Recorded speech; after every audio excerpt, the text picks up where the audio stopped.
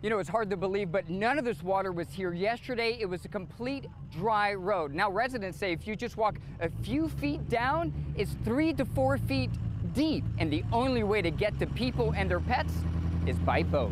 Walking barefoot and wet, Faith Stapleton paces the shoreline of a river that should be a road.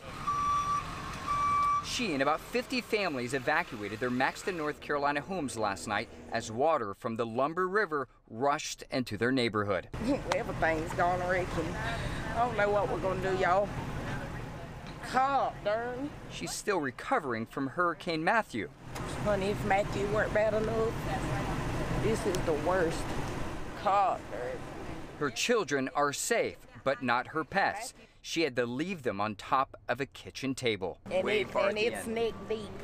So I had to wade through there this morning, and I went and checked on my animals. I left them food and stuff. Y'all got a boat to go in on? Animal rescue volunteers from Florida arrive and agree to help try to find her animals. Stapleton waits to learn their fate. One of the biggest issues everyone is facing, rescuers and homeowners, is something you can barely see until it bites you, millions of fire ants. Still, some wade and brave the conditions to get back in their homes. Got everybody trying to risk their life for a generator? Get your ID and get out the house!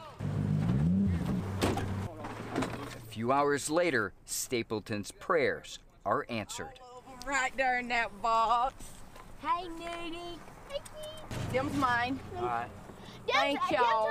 Thank Thank you. Since we've been here, the water has not receded, it's actually risen. And it's coming dangerously close to this road, Highway 74, which leads into Lumberton, North Carolina, a much bigger city. Volunteers and utility workers from across the country are here trying to get their power back on. Cheryl, Jeff, back to you.